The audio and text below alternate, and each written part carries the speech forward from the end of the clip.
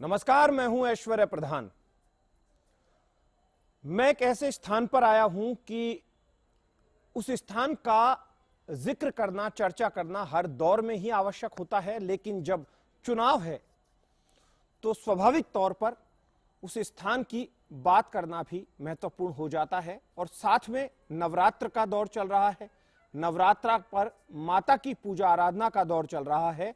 तो सबसे पहले मैं उस प्रतिमा को आपको दिखाता हूं। माता जी जो है वो किस तरीके से विराजमान है, आप देख सकते हैं कि माता जो है वो इस तरीके से विराजमान है कि सामने मंदिर है और मंदिर में राज राजेश्वरी देवी की पीठ है। और राज राजेश्वरी इन्हें नाम क्यों दिया गया, मैं वापस इस चीज का जिक्र करूंगा और उसी के साथ ही मैं राज की बात करूंगा, क्योंकि हर व्यक्ति को राज चाहिए होता है जो राजनीति में आता है। और राजनीति जो है वो राज करने की नीति है कि राज कैसे किया जाए। और जब राजनीति में राज करना है तो फिर राज राजेश्वरी भी याद आती है। और राज राजेश्वरी का जिक्र इसलिए किया रहा हूं क्योंकि यह मंदिर प्रताप सिंह महाराज द्वारा स्थापित किया गया, जो जयपुर के महाराज थे, राजा प्रताप सिंह।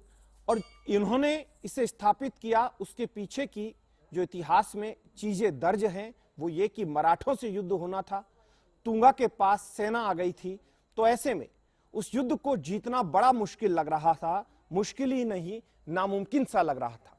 वो वापस आए और यहां पर अमृतपुरी महाराज हुआ करते थे, एक बड़े संत थे, उनका यहां पर धूना था।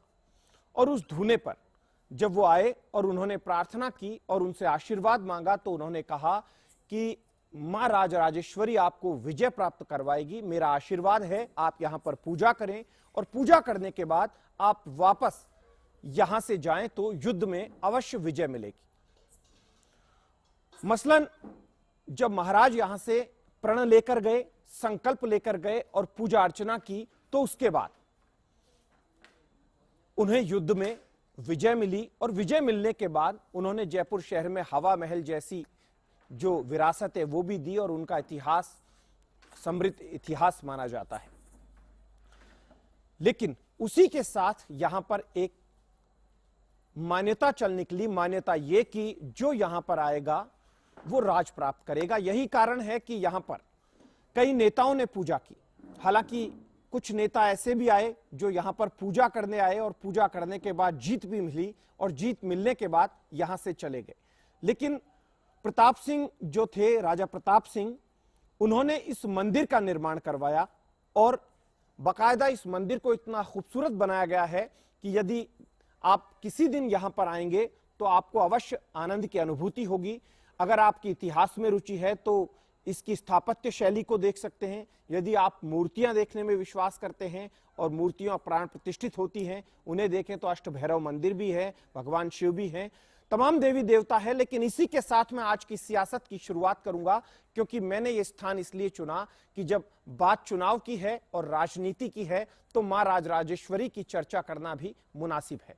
हालांकि कई लीडर्स ऐसे हैं जो यहां पर गुप्त पूजा भी करके गए हैं, सार्वजनिक पूजा भी करके गए हैं और चुनाव तक कई को यहां पर आना भी है, जो जयपुर के बिल्कुल पास में है। लेकिन मैं वापस से राजनीति पर आता हूं कि भारतीय जनता पार्टी की बैठक हो चुकी है और बैठक होने के बाद चुनाव समिति की बैठक का इंतजार है। तो वहीं कांग्रेस की स्क्रीनिंग कमेटी सभी के सामने है और तमाम दिग्गज कांग्रेस के भी दिल्ली में है, भारतीय जनता पार्टी के दिग्गज भी दिल्ली में है।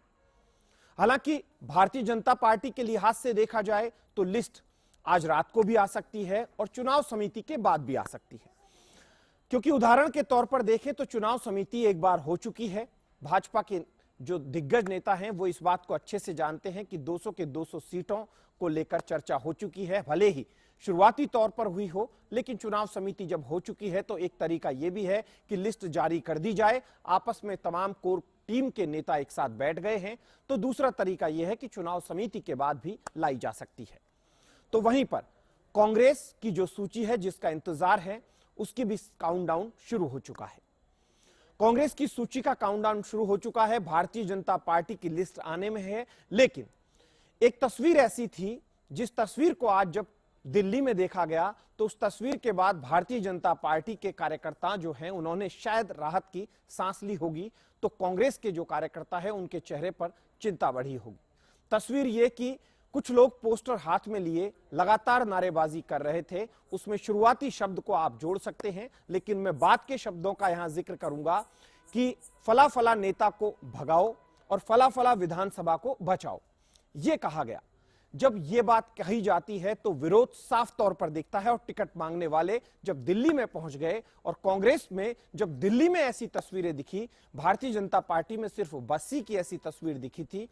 हालांकि टिकट मिलने के बाद लगातार इसी तरीके से विरोध का सिलसिला थमा नहीं, अभी तक आज तक भी थोड़ा बहुत होता भी रहा, लेकिन कांग्रेस में अब इस तरीके के विरोध की संभावनाएं हैं। विरोध किस तरीके से टाले जाएंगे, लेकिन इन सब के बीच में आज सुबह लगातार चर्चाओं में रहा कि कई दिग्गज कांग्रेस से भारतीय जनता पार्टी में एंट्री लेंगे या कई दिग्गज सीधे तौर पर भारतीय जनता पार्टी में आएंगे। नाम कई तरीके से अफवाहों में चले, कोई जाट नेताओं की चर्चा करता रहा तो कोई किसी दूसरे तबके के नेताओं की चर्चा करता रहा या फिर कोई दिग्गजों की बात करता रहा, लेकिन दिग्गजों के तौर पर दो राजपूत नेताओं की एंट्री हुई, जिसमें लोकेंद्र सिंह कालवी को सभी जानते हैं। उनके जो परिजन हैं वो स्वाभाविक तौर पर अब भारतीय जनता पार्टी में आज से एक्टिव हो गए हैं। तो दूसरी तरफ मेवाड़ राज परिवार के जो वंशज हैं वो भी आज से एक्टिव हो गए हैं, दो क्षत्रिय नेता हैं। दोनों की बात यहां पर खत्म हो जाए तो आगामी दिनों में इंतजार इस बात को लेकर रहेगा कि आखिरकार एंट्री किसकी होनी है। एंट्री और एग्जिट से परे सबसे बड़ी खबर उस वक्त निकलेगी जब भारतीय जनता पार्टी और कांग्रेस की लिस्ट में कुछ घंटों का फर्क होगा, या कहें तो ज्यादा देर नहीं लगेगी। उम्मीद है कि दोनों लिस्ट जो है वो सामने आनी है, लेकिन जब वो लिस्ट सामने आएगी तो उस लिस्ट के बाद कौन नेता बीजेपी में आएंगे और कौन नेता कांग्रेस में जाएंगे, और शहमात के इस खेल में या नूरा कुश्ती के इस दौर में आखिरकार कौन किसको फायदा पहुंचाएगा, ये चीज देखने वाली होगी। लेकिन इन सबके बीच में सबसे बड़ा सवाल यह है कि मूल कार्यकर्ता किसी भी पार्टी में उपेक्षित ना हो, इस चीज को लेकर सियासी तौर पर चर्चाएं हैं। जो कर्मठ है, जो पार्टी के साथ लगातार जुड़ा रहा या जिसके अंदर जीतने का जज्बा है, ऐसा कार्यकर्ता कम से कम दूर ना हो। उस चीज को लेकर भले ही चिंता सभी पार्टियां जताती हो, लेकिन विश्वास पर कौन खरा उतरेगा ये आगामी दिनों में देखने वाली बात होगी। क्योंकि राजनीति में कुछ चीजें ऐसी है कि पिछले कुछ वर्षों में या एक दौर ऐसा चल निकला कि उस दौर में चर्चाएं होती रही बाहुबल की, धनबल की, सिफारिश की या फिर अन्य चीजों को लेकर, लेकिन इन सब के बीच में सबसे बड़ी बात है वो कर्मवीर की है कि कार्यकर्ता एक कर्मवीर होता है जो कर्मठ हो और जो मेहनती हो, या फिर इन सब के परे सिर्फ और सिर्फ जिताऊ हो, या फिर कर्मठ भी हो, मेहनती भी हो, जिताऊ भी हो, या फिर इन सभी खूबियों को रखता हो, यह अलग बात है।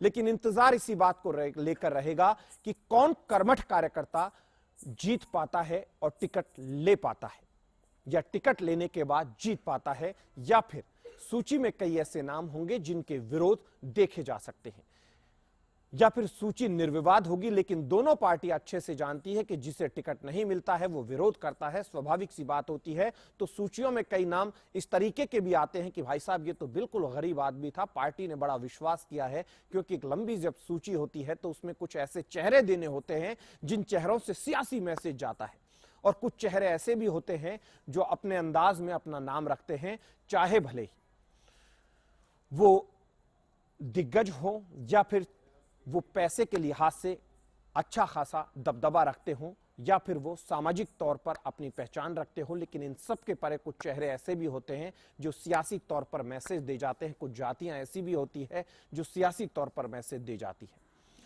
कुल मिलाकर कहा जाए तो राज के इस दौर में राज राजेश्वरी की हम बात कर रहे हैं, माता के मंदिर से हम बात कर रहे हैं, तो माता इस बार किसको आशीर्वाद देगी? आस्था के तौर पर यदि कोई आस्था रखता है, आस्थावान है, तो भारतीय जनता पार्टी में अमूमन नेता बेहद आस्था रखते हैं, तो कांग्रेस के नेता भी ईश्वर के प्रति बेहद आस्था रखते हैं।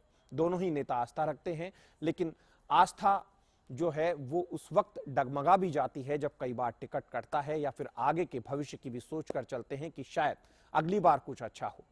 इंतजार इसी बात को लेकर रहेगा कि आखिरकार जो लिस्ट आने वाली है कि उस लिस्ट में किस नेता को कितनी मजबूती से मौका मिल पाता है और कौन से नेता का करीबी टिकट पाता है। कांग्रेस में कई दिग्गज हैं, मुख्यमंत्री अशोक गहलोत, तो दूसरी तरफ गोविंद सिंह डोटासरा या सचिन पायलट या अन्य दिग्गज कि जिनके करीबी टिकट पाते हैं, या फिर भारतीय जनता पार्टी में एक पूरी फहरिस्त है कि किन के करीबी टिकट पाते हैं। लेकिन इन सब के बीच में पार्टियां किन दिग्गजों पर भरोसा करती है, या संपूर्ण रूप से सर्वे पर भरोसा करती है, या फिर पार्टियां स्वाभाविक रूप से ऐसे नाम आ जाते हैं जो कि किसी ना किसी के करीबी होते हैं और वो नेता या उन नेताओं के करीबी इस बात को लेकर दम भी ठोक देते हैं कि हाँ, उनके करीबियों को सबसे ज्यादा टिकट मिले हैं, या स्वाभाविक तौर पर ही वो नाम सामने आ गए। इंतजार रहेगा, कुछ घंटों का ही खेल फिलहाल ऐसा लगता है कि ज्यादा वक्त अब नहीं रह गया है कांग्रेस और भारतीय जनता पार्टी की सूची आने में। कल जेपी नड्डा राजस्थान में आएंगे, कल फिर से 2 संभागों की बैठक लेंगे और जेपी नड्डा के बाद आगामी दिनों में अमित शाह से लेकर नरेंद्र मोदी के भी दौरे होने हैं। मैं फिर से किसी नए विषय के साथ आपके साथ रूबरू होऊंगा, तब तक के लिए नमस्कार।